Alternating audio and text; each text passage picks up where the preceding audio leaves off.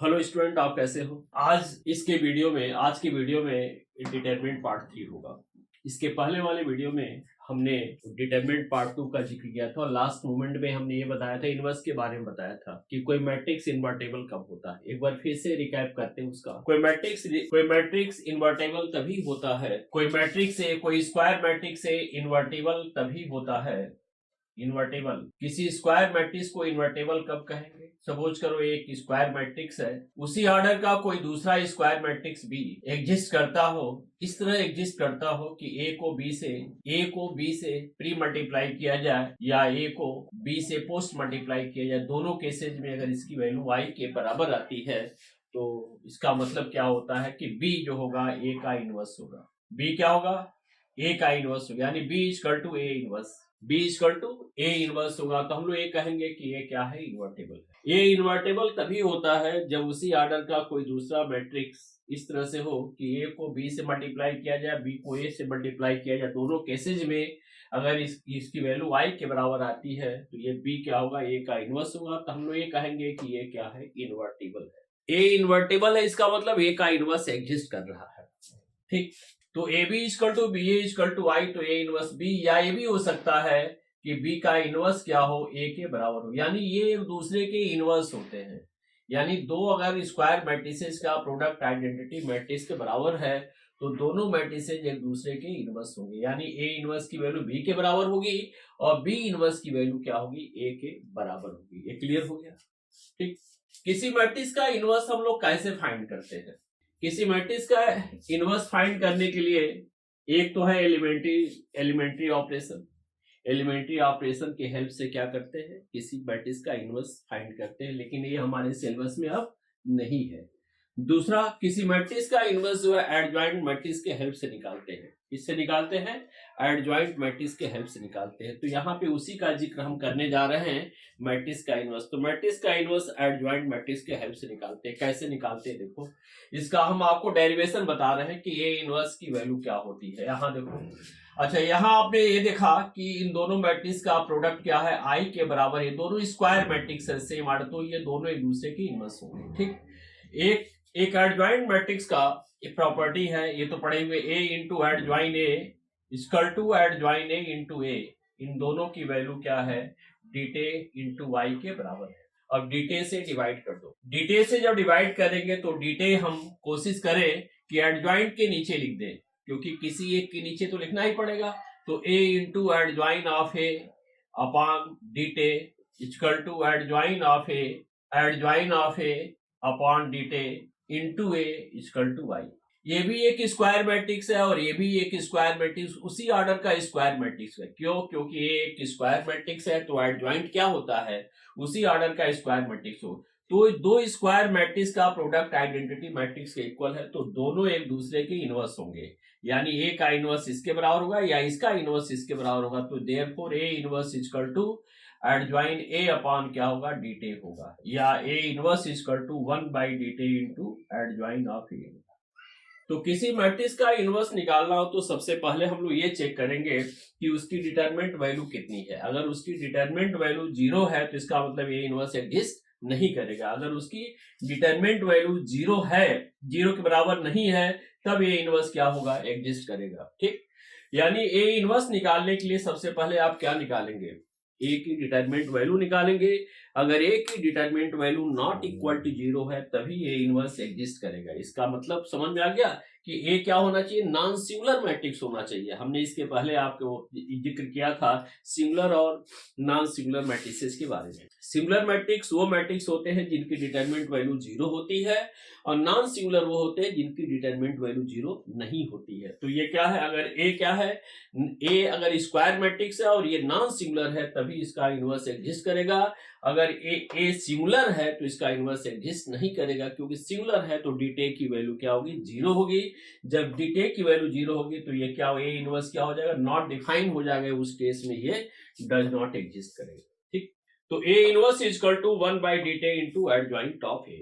तो किसी मैट्रिक्स का इनवर्स निकालना है तो सबसे पहले हम लोग क्या निकालेंगे, डिट ए निकालेंगे। डिट ए की वैल्यू नॉन जीरो होनी चाहिए। फिर उसके बाद से एडजॉइंट ए निकालेंगे। और एडजॉइंट ए कैसे निकालते हैं, आपको पता है कि किसी मैट्रिक्स का एडजॉइंट कैसे निकालते हैं। उस मैट्रिक्स के एलिमेंट का पहले कोफैक्टर निकालते हैं, फिर एक मैट्रिक्स बनाते हैं। उस मैट्रिक्स के ट्रांसपोज को क्या कहेंगे, एडजॉइंट ऑफ ए कहेंगे। ठीक, अब आगे बढ़ते हैं। हम लोग ये पढ़ते हैं property of inverse of matrix. Property of inverse of matrix, properties of inverse of matrix, inverse of matrix की प्रॉपर्टी। पहला तो A inverse is equal to 1 by dt into adjoint of A, ये होगा। ठीक, यानी ए इनवर्स क्या होगा, 1 by dt into adjoint of A. A is invertible, A is invertible, A invertible तभी होगा if and only if A is non singular, A is non singular. ए अगर नॉन सिंगुलर होगा तभी ए इन्वर्टेबल होगा। A into A inverse equal to A inverse into A, ये दोनों की वैल्यू क्या होगी, आई के बराबर होगी। यानी किसी मैट्रिक्स को उसी ऑर्डर के किसी मैट्रिक्स को उसी के इनवर्स से, किसी स्क्वायर मैट्रिक्स को उसी के इनवर्स से मल्टीप्लाई करते हैं, पोस्ट मल्टीप्लाई करते हैं या प्री मल्टीप्लाई करते हैं, दोनों केसेज में इसकी वैल्यू क्या होगी, आई की इक्वल आती है। ठीक, दोनों केसेज में इसकी वैल्यू क्या होगी, आई के बराबर। यानी ए इंटू ए इनवर्स या ए इनवर्स इंटू ए क्या होगा, आई के बराबर होगा। किसी मैट्रिक्स के इनवर्स का इनवर्स क्या होगा, ए इटसेल्फ के बराबर होगा। किसी मैट्रिक्स के इनवर्स का इनवर्स क्या होगा, ए इटसेल्फ के बराबर होगा। किसी मैट्रिक्स के इनवर्स का इनवर्स क्या होगा, ए इटसेल्फ के बराबर होगा। ए इंटू बी का इनवर्स, यानी inverse of product of two matrices, inverse of product of two matrices is equal to, ठीक, product of their inverse in reverse order. यानी बी इनवर्स क्या होगा, इंटू ए इनवर्स होगा। ए B का inverse क्या होगा, यानी inverse of product of two matrices is equal to product of their inverse in reverse order, यानी B inverse A inverse. A B C inverse, यानी inverse of A B C is equal to क्या, C inverse B inverse into A inverse होगा। ये clear हो गया। A inverse, inverse of transpose of A is equal to transpose of their inverse, यानी inverse of transpose of A equal to क्या होगा, inverse of transpose of A equal to क्या होगा, transpose of A inverse. ठीक, A to power N का inverse equal to A inverse का whole to power क्या होगा, एन के बराबर होगा। ए टू पावर एन का होल इनवर्स क्या होगा, ए इनवर्स के होल टू पावर एन के बराबर होगा। और सबसे इंपॉर्टेंट है ये भी है कि डिट ए इनवर्स जो होगा वो 1 बाई डिट ए के बराबर होगा। क्या होगा, डिट ए इनवर्स क्या होगा, 1 बाई डिट ए के बराबर होगा।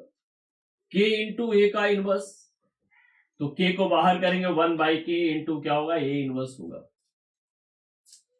इनवर्स ऑफ के इंटू ए, के क्या है, स्केलर है, तो क्या होगा 1 बाई के इंटू ए इनवर्स के बराबर होगा।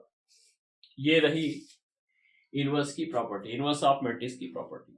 अब इसमें बेस कुछ क्वेश्चन हम शुरू करते हैं।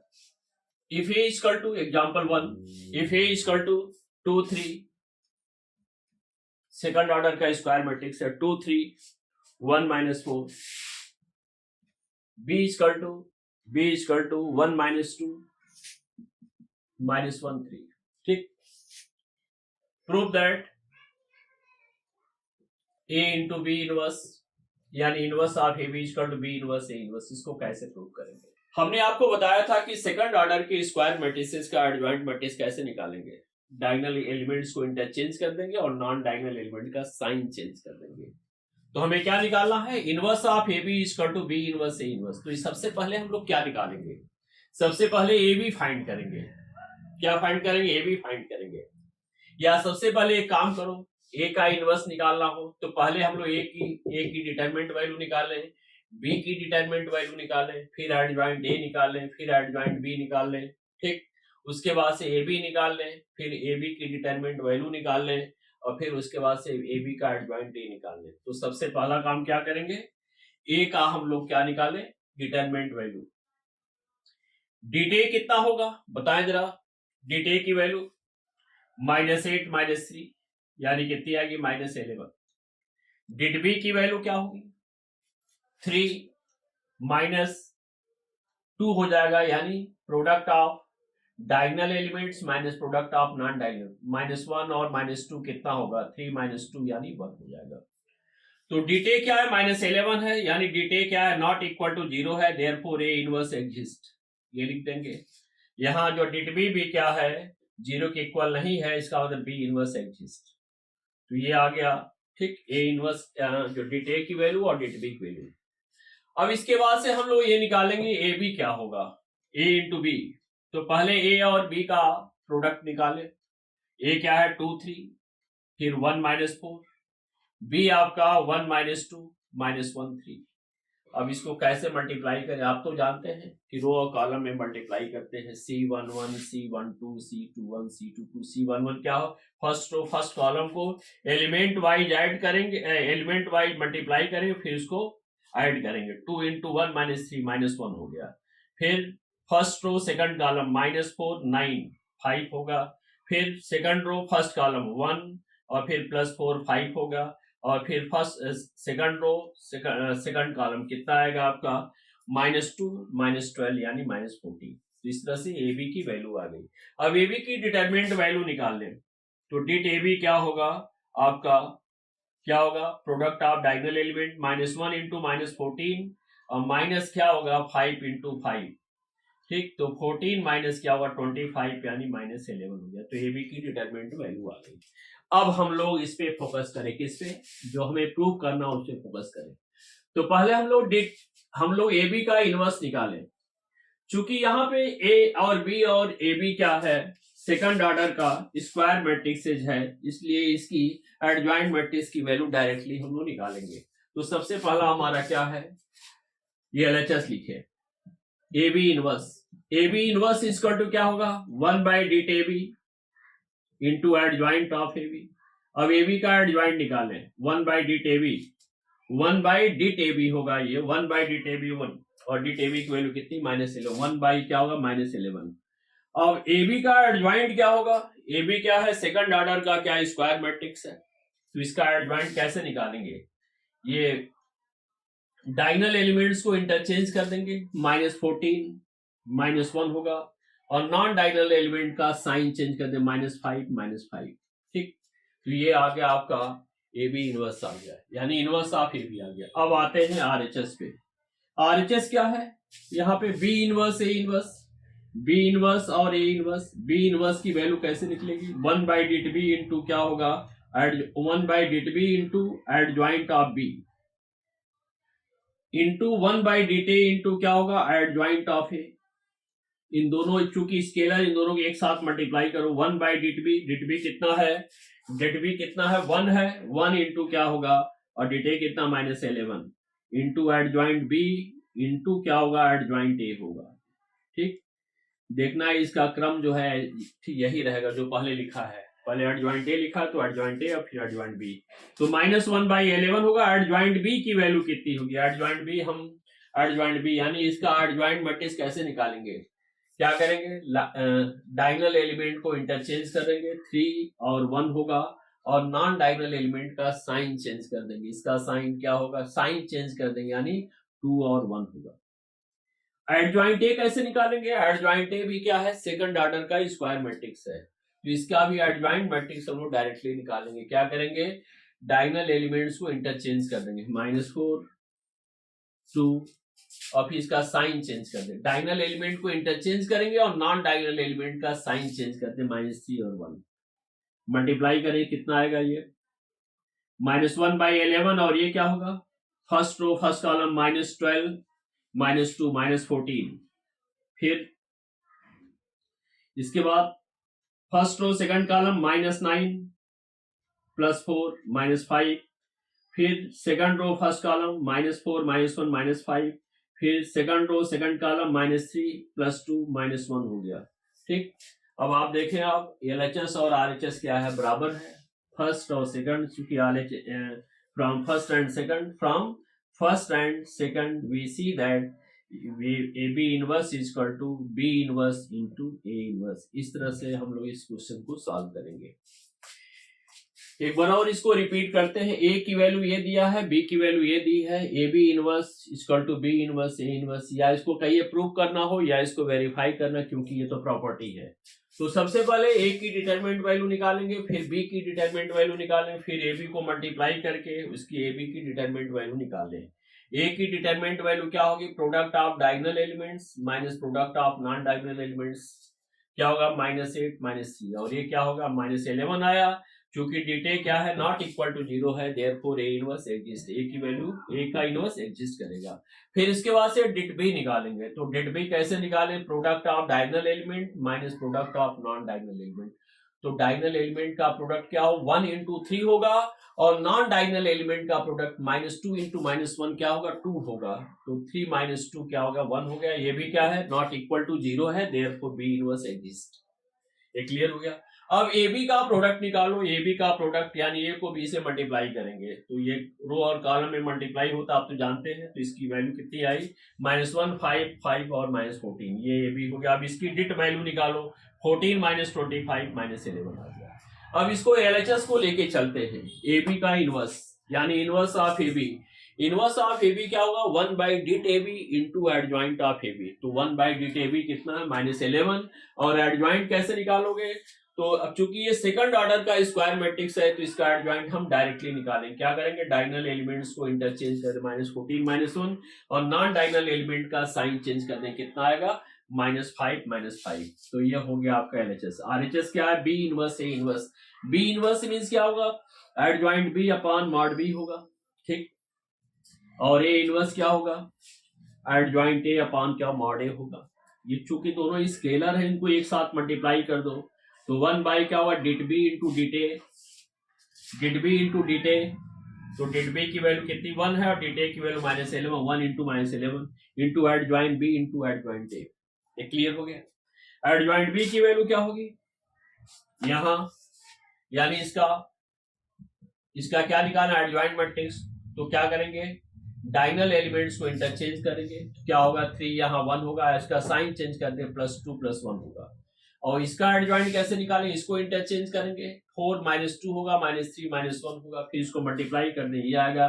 तो फर्स्ट और सेकंड क्या है, दोनों सेम है, इसलिए ए बी का इनवर्स क्या होगा, बी इनवर्स ए इनवर्स के बराबर होगा। ये क्लियर हो गया, ठीक। अब इस पे कुछ बेस हम क्वेश्चन बनाते हैं, इनवर्स पे ही बेस कुछ क्वेश्चन बनाते हैं। If A is a square matrix of order 3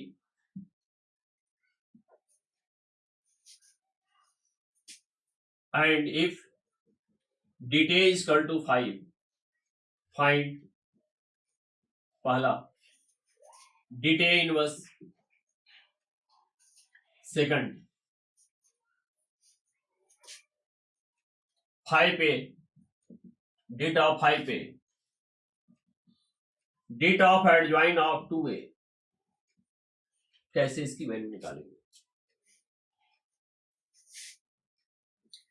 तो डिट ए इनवर्स की वैल्यू कैसे निकालते हैं, एक और हम इसमें ऐड कर रहे हैं, फोर्थ डिट ऑफ एडजॉइन ए, या ऐड डिट ऑफ एडजॉइन ए। तो सबसे पहले ए इनवर्स निकाले, तो डिट ए इनवर्स की वैल्यू क्या होगी, इनवर्स मैट्रिक्स का डिटरमिनेंट वैल्यू क्या होता है, इनवर्स मैट्रिक्स का डिटरमिनेंट वैल्यू क्या होगा, यानी ए के इनवर्स का डिटरमिनेंट वैल्यू, ए की डिटरमिनेंट वैल्यू का रेसिप्रोकल होता है 1 by डिट ए होता है, 1 by डिट ए होता, आपको याद रखना होगा। डिट ए इनवर्स क्या होगा, तो डिट ए इनवर्स निकालना हो तो उसमें ए इनवर्स निकालने की जरूरत नहीं है, केवल ए की डिटरमिनेंट वैल्यू निकाल लीजिए और प्रॉपर्टी यूज करें। क्या प्रॉपर्टी है, डिट ऑफ ए इनवर्स क्या होगा, 1 by डिट ए, और डिट ए की वैल्यू कितनी, 5, 1 by 5 फर्स्ट। सेकंड डिट 5a की वैल्यू क्या होगी, हमने बताया कि अगर जो डिटरमिनेंट में क्या है, स्केलर है और स्क्वायर मैट्रिक्स है, तो क्या करेंगे, स्केलर को जब बाहर निकालेंगे तो स्केलर पे उतना पावर आएगा जितना कि एक ऑर्डर है, एक ऑर्डर 3 है, तो 5 पे कितना आएगा, पावर 3 आएगा, 5 क्यूब इंटू डिट ए। 5 क्यूब मीन्स 125 हुआ, और डिट ए की वैल्यू कितनी 5 है, तो 625 आ गई। अब ये सबसे पहले ये बताते हैं, उसके बाद से ये बता रहे हैं। Fourth det of adjoint A, adjoint A की डिटरमिनेंट वैल्यू कैसे निकालेंगे, डिट ए का होल टू पावर क्या होता है, n-1 होता है, और n क्या है, ऑर्डर ऑफ मैट्रिक्स। डिट ए की वैल्यू 5 है और n की वैल्यू 3-1 यानी 5 का स्क्वायर यानी कितना 25 हो गया। उसके बाद से डिट ऑफ एडजॉइंट ऑफ ए, हमने जब एडजॉइंट की प्रॉपर्टी बताई थी तो ये भी बताया था कि इसकी वैल्यू क्या होती है। हमने कहा कि डिटरमिनेंट के अंदर जितने एडजॉइंट होते हैं उतने क्या होंगे, डीटे के whole to power n minus उतने का पावर होगा, तो डीटे का whole to power n minus 1 का होल स्क्वायर होगा। अगर 3 होता तो 3 होगा, 4 होता तो यहाँ 4 होता। डीटे की वैल्यू कितनी है, 5 है, और n की वैल्यू क्या है, n क्या है, n मतलब order of matrix, order of matrix कितनी है 3 माइनस 1 2 का स्क्वायर, यानी 5 पावर 4 होगा। 5 पावर 4 की वैल्यू क्या होगी 625। इसके बाद से हम लोग आते हैं ये, अब आते हैं हम इस पे, ये हो गया फर्स्ट, सेकंड, फोर्थ, फिफ्थ हो गया, थर्ड पे आते हैं। डिट ऑफ एडजॉइन ऑफ 2a सबसे इंपॉर्टेंट क्वेश्चन है, देख लो भाई इस साल आना है इसको, एडजॉइंट ऑफ 2 into a। तो सबसे पहले एडजॉइंट ऑफ 2a में से 2 को बाहर निकालो, एडजॉइंट से बाहर निकालो। तो हमने बताया था प्रॉपर्टी एडजॉइंट ऑफ k क्या होता है, जब इसको बाहर निकालेंगे तो k to power n minus 1 into adjoint of a होगा, k to power n minus 1 into adjoint of a होगा। इसमें 2 को बाहर निकालेंगे तो क्या होगा, 2 टू पावर क्या होगा, 2 पे पावर कितना होगा k n माइनस 1, n क्या ऑर्डर है, n माइनस 1, n कितना है 3 माइनस 1 इंटू एडजॉइंट ऑफ क्या होगा a होगा, ये 2 का स्क्वायर हो यानी 4 इंटू एडजॉइंट ऑफ a होगा। अब बताओ 4 इंटू एडजॉइंट ऑफ a, इसको कैसे सॉल्व करेंगे, 4 क्या है, स्केलर है और ये मैट्रिक्स है। स्केलर और मैट्रिक्स की डिटरमिनेंट वैल्यू कैसे निकालते हैं, स्केलर को पहले बाहर करते हैं, स्केलर को जब बाहर करेंगे तो स्केलर पे उतना पावर आएगा जितना कि ए का एडजॉइंट ए का ऑर्डर है। एडजॉइंट ए का ऑर्डर कितना हो, वो भी क्या होगा 3 होगा, क्योंकि ए अगर स्क्वायर मैट्रिक्स है तो इसका एडजॉइंट भी क्या होगा उसी ऑर्डर का स्क्वायर मैट्रिक्स होगा। अगर ए आपका स्क्वायर मैट्रिक्स है तो एडजॉइंट ए भी क्या होगा उसी ऑर्डर का स्क्वायर मैट्रिक्स होगा। अगर ए का ऑर्डर कितना है 3 है तो एडजॉइंट ए का भी ऑर्डर कितना होगा 3 होगा। तो ये इसमें बाहर करेंगे तो क्या होगा 4 टू पावर 3 हो जाएगा और डिट ऑफ एडजॉइंट ए होगा 4 टू पावर 3 64, और डिट ऑफ एडजॉइंट ए की वैल्यू हम ऑलरेडी निकाल चुके हैं पहले, तो इसी को हम लोग फिलअप कर देंगे 25, तो 64 इंटू 25 की इसकी वैल्यू होगी। 64 में 25 मल्टीप्लाई करो 160 यानी 1600 इसकी वैल्यू होगी। तो इस तरह से इस क्वेश्चन को इस तरह से सॉल्व करेंगे। इसके बाद हमारा अगला टॉपिक है आपका solution of system of linear equation. Solution of system of linear equation क्या है, solution of system of linear equation. Solution of system of linear equation में से 5 नंबर का क्वेश्चन जो है कंफर्म है, ठीक। इसको आप केयरफुली इसको आप देखिए आप, और इसमें को फैक्टर का ज्यादा ध्यान देना पड़ेगा।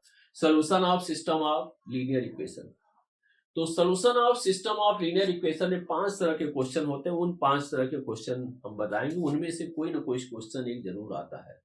तो सबसे पहले हम क्या कहें कि कोई सिस्टम जो है solution of system of linear equation, तो सिस्टम ऑफ लीनियर इक्वेशन की बात हो रही है, system of linear equation, system of linear equation, system of linear equation. ये सिस्टम कंसिस्टेंट कब होगा, सिस्टम जो है कंसिस्टेंट तभी होगा, ठीक। System is said to be consistent, system consistent कब होगा, जब उसके 1 या मोर सोल्यूशन होंगे, 1 और मोर सोल्यूशन होंगे, मोर सोल्यूशन होंगे।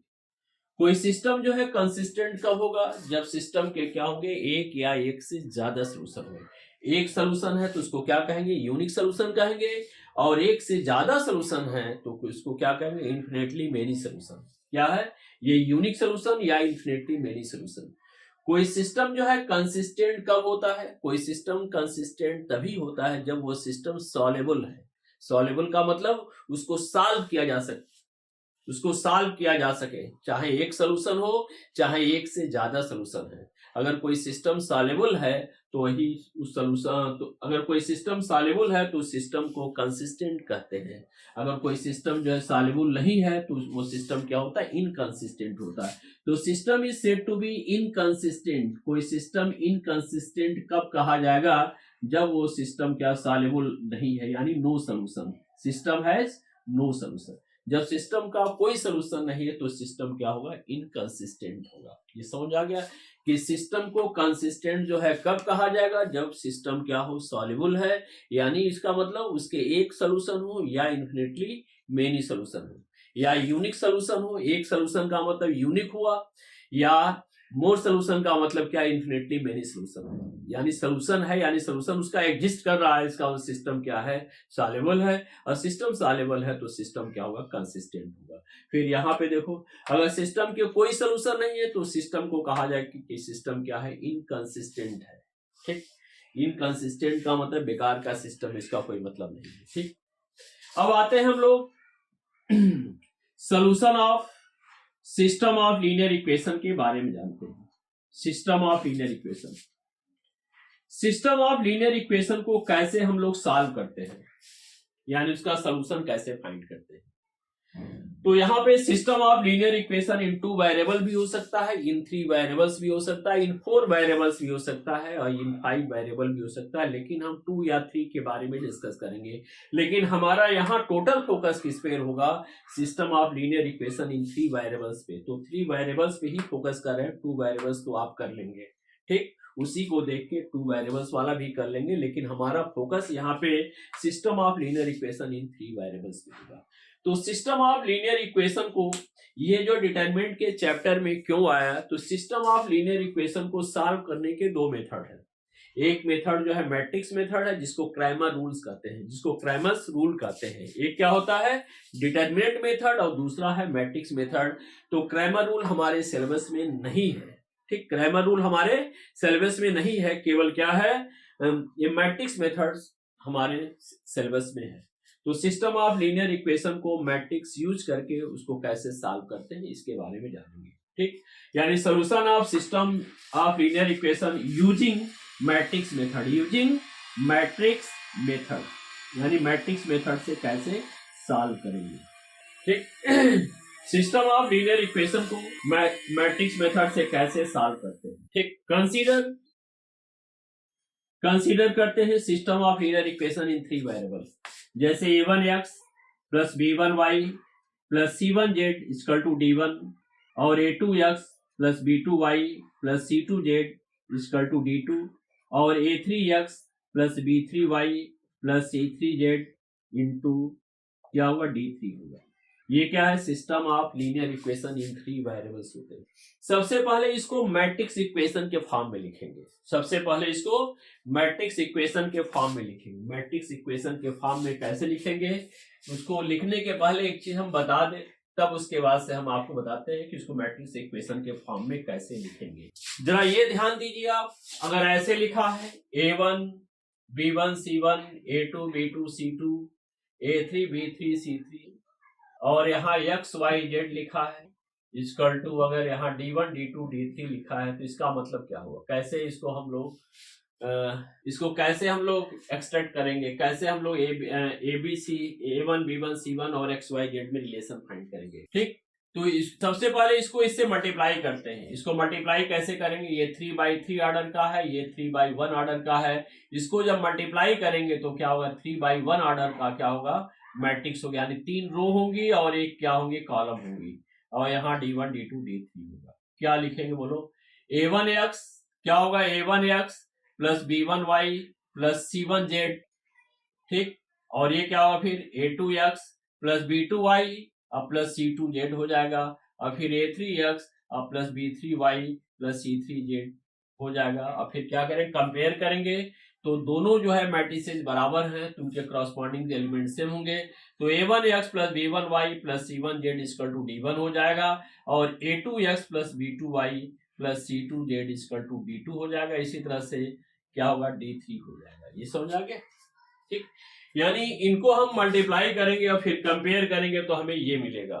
ठीक, यानी एक तरह से यही इक्वेशन मिल गया। अब इस इक्वेशन को मैट्रिक्स फॉर्म में किस तरह कन्वर्ट करें, इस तरह से तो लिखेंगे एबव इक्वेशन। ये समझ में आ गया, किसी इक्वेशन को मैट्रिक्स फॉर्म में कैसे कन्वर्ट करेंगे, इस फॉर्म में करेंगे। ठीक, यानी इससे ये आ सकता है तो इससे क्या होगा, फिर इसको मैट्रिक्स फॉर्म में लिखना तो ये होगा। ठीक, ये क्या है, नॉन मैट्रिक्स फॉर्म है, ये मैट्रिक्स फॉर्म है, यानी इस इक्वेशन को मैट्रिक्स फॉर्म में कैसे लिखेंगे, ऐसे लिखेंगे, और इसको नॉन मैट्रिक्स फॉर्म में कैसे लिखेंगे, इस तरह से लिखेंगे। ये क्लियर हो गया। अब इसको मैट्रिक्स फॉर्म में लिखिए। ठीक, above equation right in above equation can be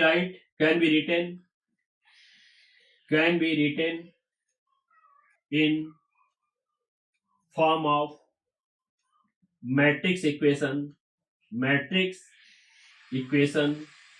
ax is equal to b। इस इक्वेशन को किस फॉर्म में लिखा जाए, ax is equal to b के फॉर्म में लिखा जाए, ax is equal to b के फॉर्म में लिखा जाए। ये क्या है आपका, ये आपका कोफिशिएंट मैट्रिक्स है। कोफिशिएंट मैट्रिक्स क्या होता है, वेरिएबल के कोफिशिएंट से जो मैट्रिक्स फॉर्म होगा वो क्या होगा, कोफिशिएंट मैट्रिक्स होगा। और x क्या है, वेरिएबल मैट्रिक्स है, और b क्या है, कांस्टेंट मैट्रिक्स। फिर यहां लिखेंगे वेयर a इज, a को क्या बोलेंगे, कोफिशिएंट मैट्रिक्स बोलेंगे, कोफिशिएंट मैट्रिक्स बोलेंगे। ठीक, कोफिशिएंट मैट्रिक्स, यानी कोफिशिएंट मैट्रिक्स क्या होता है बताएं जरा।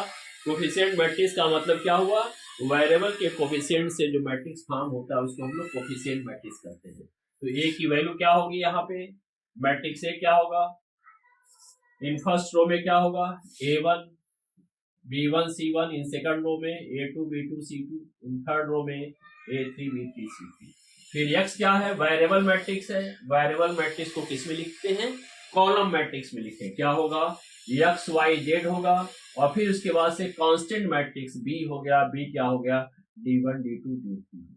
ठीक, अब इसको सॉल्व कैसे करते हैं, सॉल्व करने से पहले हम लोग क्या निकालते हैं, ए की डिटरमिनेंट वैल्यू निकालते हैं। ए की डिटरमिनेंट वैल्यू पहले क्या लिखते हैं, फाइंड डिट ए, फाइंड डिट ए, डिट ए फाइंड करते हैं। डिट ए, अगर डिट ए की वैल्यू नॉट इक्वल टू 0 है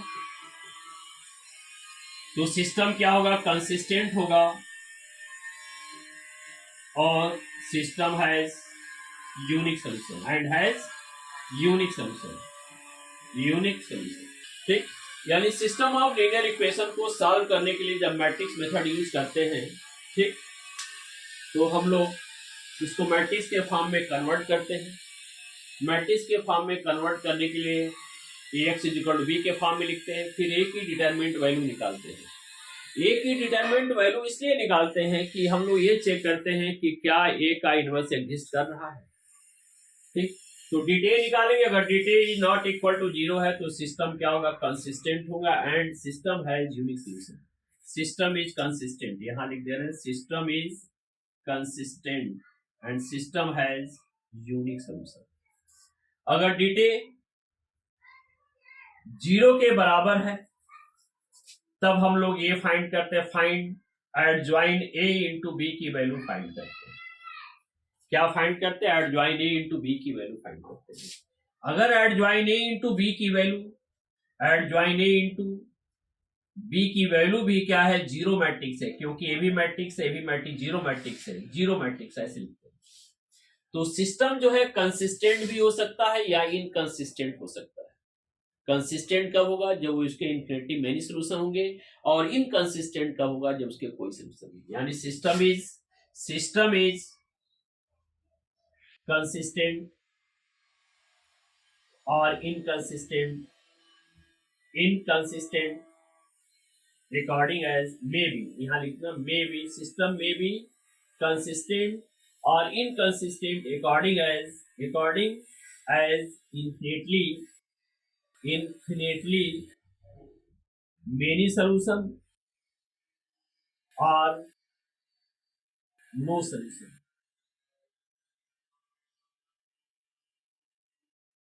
if adjoin a into b की वैल्यू अगर नॉट इक्वल टू 0 है तो सिस्टम सीधे लिख देंगे इनकंसिस्टेंट होगा, यानी system has no solution, system has no solution. ठीक, तो ये हुआ सिस्टम और लीनियर इक्वेशन की कंसिस्टेंसी कैसे चेक करेंगे। ठीक, अगर dt की वैल्यू नॉट इक्वल टू 0 आती है तो सिस्टम क्या है, कंसिस्टेंट है, सिस्टम है यूनिक सॉल्यूशन। तो फिर इसको फर्दर सॉल्व करते हैं, किसको, सिस्टम ऑफ लीनियर इक्वेशन को सॉल्व करते हैं। इसमें और इसमें जो है सॉल्व करने की जरूरत नहीं है, क्योंकि ये सिलेबस में भी नहीं है। ठीक, इसको फिर सॉल्व करते हैं। इसको सॉल्व फिर कैसे करेंगे, जैसे जो dt नॉट इक्वल टू 0 आ गया तो सिस्टम ये डिक्लेयर हो गया कि सिस्टम क्या है, कंसिस्टेंट है और सिस्टम है यूनिक सॉल्यूशन। फिर सॉल्व कैसे करेंगे, ए की डिटरमिनेंट ए का एडजॉइंट मैट्रिक्स निकालते हैं, ए का एडजॉइंट मैट्रिक्स निकालते हैं और फिर ए का find adjoint of A, find adjoint of A, adjoint of A find करते हैं। और फिर उसके बाद से ax is equal to B को हम लोग लिखते हैं ax is equal to A inverse B. x को क्या लिखते हैं, ए इनवर्स बी लिखते हैं, क्योंकि जब ax is equal to B होगा, यहाँ ax इज इक्वल टू अगर b होगा, यहाँ बता दे रहे ax is equal to B है, ए इनवर्स से प्री मल्टीप्लाई करें तो क्या होगा, यहाँ ए इनवर्स से क्या होगा, आई के बराबर होगा, उसी ऑर्डर का आइडेंटिटी मैट्रिक्स बराबर होगा x is equal to A inverse B, और आई एक्स का मतलब x होगा, x is equal to A inverse B. ये रिजल्ट आएगा, x की वैल्यू क्या होगी, ए इनवर्स। ये कब लिखेंगे, जब dt क्या होगा, नॉट इक्वल टू 0 होगा। तो ax को क्या लिखा जा सकता है, x is equal to A inverse है, क्योंकि अगर dt क्या होगा, अगर dt नॉट इक्वल टू 0 होगा तभी उसका इनवर्स एग्जिस्ट करेगा, तभी ए इनवर्स से हम लोग क्या करेंगे, दोनों साइड में क्या करेंगे, प्री मल्टीप्लाई करेंगे, तब ये रिजल्ट आएगा। अब x is equal to A inverse B, x की वैल्यू क्या हो, यहाँ लिख देंगे x y z होगा, और फिर ए इनवर्स का मतलब 1 बाई dt इंटू क्या होगा, adjoint of A into B हो गया, समझ गए। फिर adjoint of A into B की क्या निकालती है, जो एडजॉइंट लिखे ना, फाइंड एडजॉइंट ए, जो हमने लिखा है यहाँ पे फाइंड एडजॉइंट ए, उसी एडजॉइंट ए को बी से मल्टीप्लाई करेंगे तो एडजॉइंट ए इंटू बी जो होगा, इसका ऑर्डर भी इसी तरह का आएगा, क्या होगा, 3/1 ऑर्डर का है, क्या होगा, स्क्वायर मैट्रिक्स, सॉरी 3/1 ऑर्डर का भी मैट्रिक्स होगा। फिर जो dt में 1 बाई dt से मल्टीप्लाई कर देंगे, फिर कंपेयर कर देंगे, तो इस तरह से x y z की वैल्यू आ जाएगी। ठीक, और इस तरह से सिस्टम ऑफ लीनियर इक्वेशन को इस तरह से हम सॉल्व करेंगे। ठीक, तो ये समझ में आ गया। एक बार और इसको हम रिपीट कर रहे हैं। System of linear equation, system जो है कंसिस्टेंट कब होगा, सिस्टम जो है कंसिस्टेंट तभी होगा जब सिस्टम क्या होगा, सॉल्युबल होगा, यानी एक या एक से ज्यादा सॉल्यूशन होंगे। सिस्टम इनकंसिस्टेंट कब होगा, जब सिस्टम के कोई सॉल्यूशन नहीं होंगे, तो सिस्टम को क्या कहा जाएगा, इनकंसिस्टेंट कहा जाएगा। अब सिस्टम ऑफ लीनियर इक्वेशन को कई तरीके से सॉल्व करते हैं, जिसमें मेनली यहाँ मैट्रिक्स और क्या है, मैट्रिक्स है और क्या डिटरमिनेंट मेथड है। तो डिटरमिनेंट मेथड से भी सॉल्व करते हैं और मैट्रिक्स मेथड से भी सॉल्व करते हैं।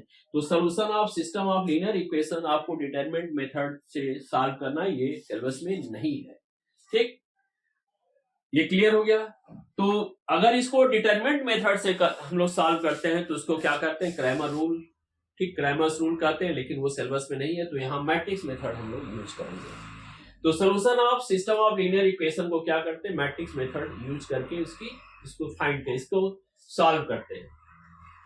तो हमने यहाँ ये सिस्टम ऑफ लीनियर इक्वेशन क्या, 2 या जो 3 वेरिएबल या 4 वेरिएबल हो सकता है, लेकिन हमारे सिलेबस में क्या है, 2 या 3 वेरिएबल है। तो यहाँ हम कंसीडर कर रहे हैं system of linear equation in 3 variables, ये 3 वेरिएबल वाले हैं। ठीक, अब इस इक्वेशन को मैट्रिक्स फॉर्म में क्या लिखेंगे, ax is equal to B लिखेंगे, फिर यहाँ लिखेंगे a क्या है, x क्या है, b क्या है। a को क्या कहेंगे, कोफिशिएंट मैट्रिक्स कहेंगे, और x को क्या कहेंगे, वेरिएबल मैट्रिक्स, और b को हम लोग क्या कहेंगे, कांस्टेंट मैट्रिक्स। तो ax is equal to b हो गया।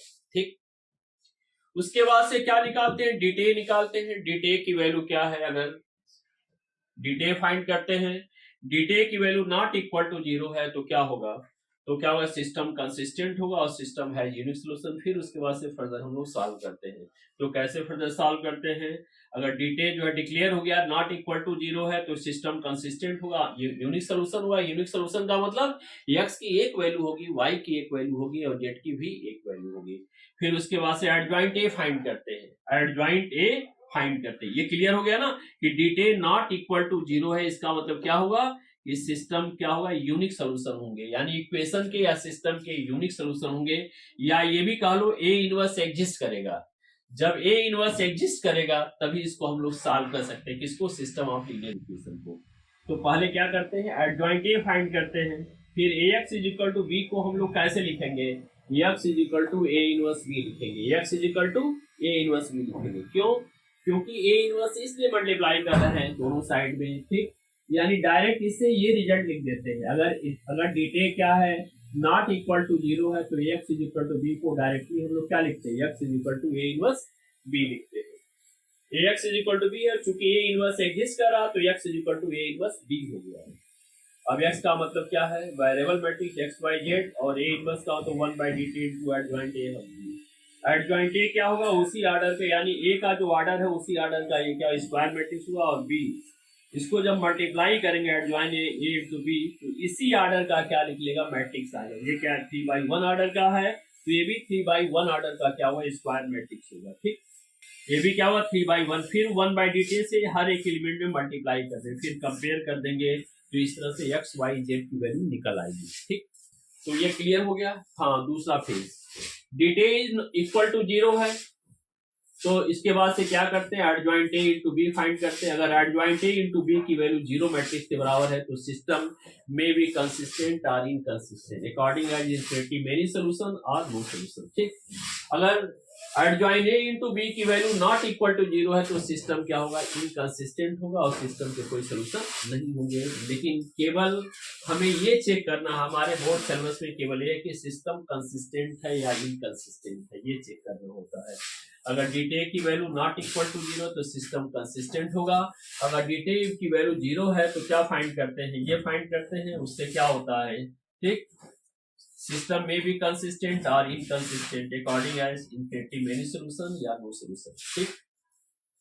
और adjoint a into B not equal to 0 है, तो सिस्टम क्या होगा, इनकंसिस्टेंट। यानी इसमें थोड़ा कंफ्यूजन टाइप क्रिएट होगा आपको, लेकिन अगर आप कहेंगे तो इससे रिलेटेड जो है टॉपिक और बता देंगे कि adjoint a into B equal to 0 है, तो किस केस में सिस्टम कंसिस्टेंट होगा, किस केस में सिस्टम इनकंसिस्टेंट होगा, ये कंफ्यूजन हम दूर कर देंगे। लेकिन ये है नहीं सिलेबस में, इसलिए इसका जिक्र यहाँ नहीं कर रहे हैं। Adjoint a into B not equal to 0 है, तो सिस्टम क्या होगा, इनकंसिस्टेंट होगा and system has no solution, ठीक। ये क्लियर होगा। अब आते हैं हम लोग टॉपिक पे। टॉपिक क्या, क्वेश्चन पे आते हैं। हमने बताया था कि सिस्टम ऑफ लीनियर इक्वेशन में 5 तरह के क्वेश्चन होते हैं, उसमें कोई ना कोई एक क्वेश्चन जरूर आएगा, वो इंपॉर्टेंट होते हैं। इन पांचों में से कोई ना कोई एक क्वेश्चन हर साल आते हैं, ठीक। जैसे यूजिंग मैट्रिक्स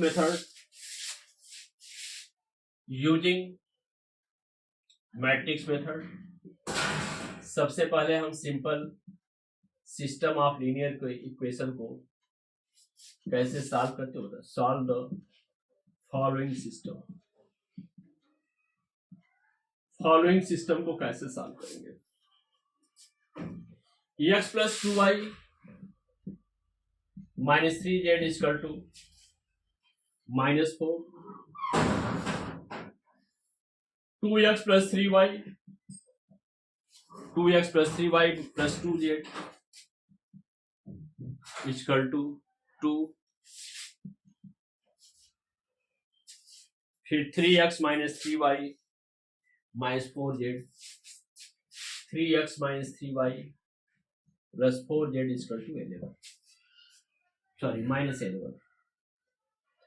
इस सिस्टम ऑफ लीनियर इक्वेशन को कैसे सॉल्व करेंगे, यानी इक्वेशन को सॉल्व करना मैट्रिक्स मेथड से। सबसे पहले इस इक्वेशन को क्या लिखेंगे, मैट्रिक्स इक्वेशन के फॉर्म में लिखेंगे, ax is equal to B, right. In matrix equation of the form of ax is equal to B, where A क्या है बताओ जरा, ये क्या है आपका कोफिशिएंट मैट्रिक्स है। कोफिशिएंट मैट्रिक्स कैसे बनता है, वेरिएबल के कोफिशिएंट से बनता है। वेरिएबल के कोफिशिएंट 1 2 -3 2 3 2 3 -3 -4, ये क्या है कोफिशिएंट मैट्रिक्स। x क्या है, कैपिटल X क्या है, वेरिएबल मैट्रिक्स। वेरिएबल मैट्रिक्स को किस में लिखते हैं, कॉलम मैट्रिक्स में, x y z। फिर यहां b क्या है, कांस्टेंट मैट्रिक्स -4 2 और 11, ठीक। तो सिस्टम ऑफ लीनियर इक्वेशन को सॉल्व कैसे करते हैं, ये तो मैट्रिक्स फॉर्म में आ गया। अब इसको सॉल्व कैसे करना है, मैट्रिक्स मेथड से सॉल्व करना है। मैट्रिक्स मेथड का मतलब इसको मैट्रिक्स इक्वेशन में लिखा जाए, फिर सॉल्व करने का क्या प्रोसीजर है। पहले एक ही डिटरमिनेंट वैल्यू निकालो, डिटे कैसे निकालेंगे, वही किसी इसको डिटरमिनेंट फॉर्म में लिख लीजिए या लिख दीजिए डायरेक्टली यहाँ, या तो इसको डिटरमिनेंट फॉर्म में लिखो या तो डायरेक्टली लिखो। फर्स्ट रो के अलावा एक्सपेंड करो, 1 इंटू क्या होगा -12 प्लस 6 हो जाएगा, -2 इंटू 2 से जाने वाले रो और कॉलम को डिलीट करेंगे, -8 -6, फिर प्लस -3 हो जाएगा, प्लस -3 यानी -3, -6 -9 कितना आएगा -6 होगा, ये -14 -2 प्लस 28 और -15 -3 प्लस 45। ये क्लियर हो गया, 15 3 जा। पहले एक बार देख लीजिए क्योंकि ये बहुत सेंसिटिव जो है क्वेश्चन होता है, एक बार थोड़ा गड़बड़ हो गया इसकी इक्वेशन लिखने में तो पूरा क्वेश्चन लिख हो जाएगा। ये 5 नंबर का क्वेश्चन आता है। 45 में से 6 घटाओ, 39 प्लस 28 67, क्या आएगा 67 आएगा।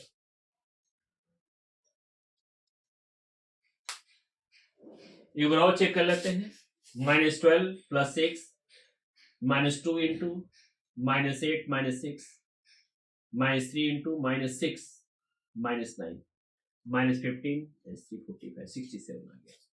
अब क्या निकालना है, एक एडजॉइंट मैट्रिक्स निकालना है। एडजॉइंट मैट्रिक्स कैसे निकालेंगे, एडजॉइंट मैट्रिक्स निकालने के पहले क्या निकालते हैं, कोफैक्टर्स निकालते हैं। अगर कोफैक्टर्स निकालने में आपको दिक्कत हुई तो सबसे पहले माइनर निकाल लो, माइनर के बाद कोफैक्टर लिखो, साइन चेंज कर दो।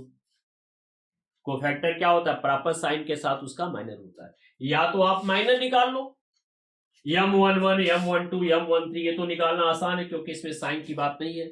फिर कोफैक्टर जब लिखेंगे तो क्या होगा, इसका साइन प्लस होगा, फिर इसका माइनर लिख देंगे M11, इसका साइन माइनस होता है, फिर M12 लिख देंगे, ठीक। M12 जो वैल्यू होगी इसका माइनर जो होगा, फिर इसका साइन प्लस होगा, फिर इंटू इसके माइनस से मल्टीप्लाई कर देंगे, और फिर माइनस साइन से इसके माइनस से मल्टीप्लाई कर देंगे, फिर इसका साइन प्लस है इसके माइनस से मल्टीप्लाई करते हैं, फिर इसी तरह से हम लोग कोफैक्टर निकालते हैं। तो यहां हम शुरू करने जा रहे हैं, यहां बता रहे हैं, लेट कोफैक्टर्स ऑफ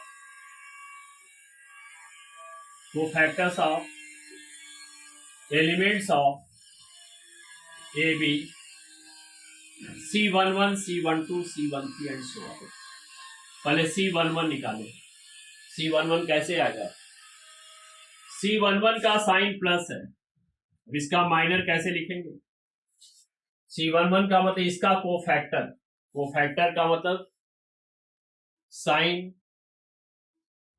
कोफैक्टर का मतलब क्या हुआ, कोफैक्टर का मतलब होता है minor with proper sign.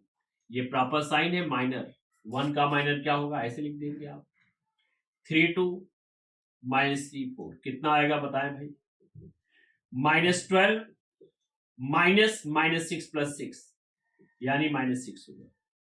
C12 का साइन माइनस होगा, फिर इसका माइनर लिख देंगे, minor with proper sign, proper sign है माइनर, माइनर क्या होगा, फर्स्ट रो और सेकंड कॉलम को डिलीट करो, 2 2 3 -2, इसमें गलत होने की संभावना भी कम होगी। अगर डायरेक्ट लिखेंगे तो उसमें गलत होने के चांसेस ज्यादा होंगे और आपका आपके पूरे किए कराए पे पानी फिर जाएगा। तो आप कोशिश करें कि इस तरह से निकालें, C11 C12 क्या होगा, -8 -6 -14 और +14, C13 क्या होगा, साइन प्लस होगा, फर्स्ट रो थर्ड कॉलम को डिलीट करो, 2 3 3 -3 क्या होगा, -6 -9 -15। C21 निकाले, इसका साइन माइनस है क्योंकि इन दोनों का सम क्या है, ऑड है, इसलिए माइनस होगा। सेकंड रो फर्स्ट कॉलम को डिलीट करो, सेकंड रो फर्स्ट कॉलम को, 2 3 2 -3 -4 कितना आएगा, ये -8 -9, -8 कैसे, 2 इंटू -4 -8 और इन दोनों का प्रोडक्ट 9 होगा, क्योंकि -3 यानी 17 होगा। C22 इसका साइन प्लस होगा। सेकंड रो सेकंड कॉलम को रीड करो, सेकंड रो सेकंड कॉलम को, सेकंड रो और सेकंड कॉलम को 1 - 3 3 - 4 कितना आएगा ये -4 + 5 + 9 ये -5 है, सॉरी 5 है। फिर C23 आपका, C23 का साइन क्या होगा, निगेटिव होगा। Second row third column 1 2 3 minus तो है पहले से, -3 - 6 कितना होगा +9 होगा। ठीक, फिर C31 निकालें आप, प्लस साइन होगा। थर्ड रो और फर्स्ट कॉलम 4 + 9 डायरेक्ट भी सकते हैं। थर्ड रो और फर्स्ट कॉलम ये बचेगा, तो 4 - -9 यानी 4 + 9 13। C32 निगेटिव हुआ। Third row second column 1 - C2 क्या हुआ 2 + 6 8 -8। C33 इसका साइन क्या होगा, पॉजिटिव होगा। थर्ड रो थर्ड कॉलम 1 2 2 3 क्या होगा 3 - 4 3 - 4 क्या होगा -1 यानी -1। तो ये आ गए आपके ए के एलिमेंट के कोफैक्टर आ गए। अब यहां आपको बताते हैं क्वेश्चन।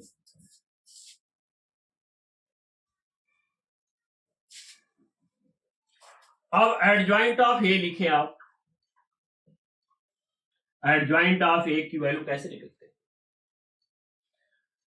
क्या करेंगे, इसके एलिमेंट के प्लेस पे ए का जो एलिमेंट है, ये जो मैट्रिक्स लिखा है, एलिमेंट के प्लेस पे इसका कोफैक्टर निकालते। यहां -6 14 -15 17 5 9 और 13 -8 -1 और यहां ट्रांसपोज लिखते हैं। क्या होगा ये -6 17 -6 14 13 और 17 5 9 फिर 13 एक मिनट -6 14 -15 और फिर 17 5 9 13 -8 -1 ये हो गया एडजॉइंट ऑफ ए। अब लिखेंगे फ्रॉम 1, यहां कर दे रहे हैं थोड़ा। फ्रॉम 1 AX = B है, तो X = क्या हो, A 1 B हो गया। पहले A 1 का फॉर्मूला लिखे, तब उसके बाद लिखे 1/dt of into adjoint of A into B। 1/dt कितना है 67, 1/dt कितना है 67 है, 1/dt 67 है। एडजॉइंट A कितना है आपका -6 17 और 13 है, 14 5 -8 -15 9 -1 और B कितना है -4 2 11। यहां XY Z लिख दीजिए। 1/67 मल्टीप्लाई करेंगे, ये 3/1 ये 3/3 ऑर्डर का है, ये क्या हो गया 1/3 ऑर्डर का है, सॉरी 3/1 ऑर्डर का, 3/3 और 3/1 इसको मल्टीप्लाई करेंगे तो 3/1 ऑर्डर का मैट्रिक्स होगा, 3/1 ऑर्डर का मैट्रिक्स होगा, यानी C11 C21 C31। ठीक, यानी इसमें 3 ही एलिमेंट होंगे लेकिन कॉलम में होंगे। C11 का मतलब फर्स्ट रो फर्स्ट कॉलम के क्रॉसपॉन्डिंग एलिमेंट को मल्टीप्लाई करके जोड़ देंगे। 24 + 34 + 143। ठीक, 17 में 2 का मल्टीप्लाई करें 34, 13 में 11 143, -56 + 10 -88 ये हो गया। फिर इस पे आइए 60 + 18 -11, 1/67 ये कितना होगा 24 34 कितना हुआ 58, 143 × 58 1 आएगा, यहाँ 9, यहाँ 0 आएगा, 201 आ गया। ये कितना होगा? -78 और 56, 4, 1, 134 आएगा, -134। इसको पहले ऐड करेंगे, 134, इसको 78 में से 1167 और 1/67 से मल्टीप्लाई करो, तो इसको मल्टीप्लाई करें क्या होगा? 201 इंटू 1/, ये 3 आएगा, ये -2 आएगा, ये 1 आएगा, और ये XYZ आ गया। तो इस तरह से x की वैल्यू 3 हो गई, y की वैल्यू -2 हो गई और z की वैल्यू। इस तरह से सिस्टम ऑफ लीनियर इक्वेशन को सॉल्व करते हैं।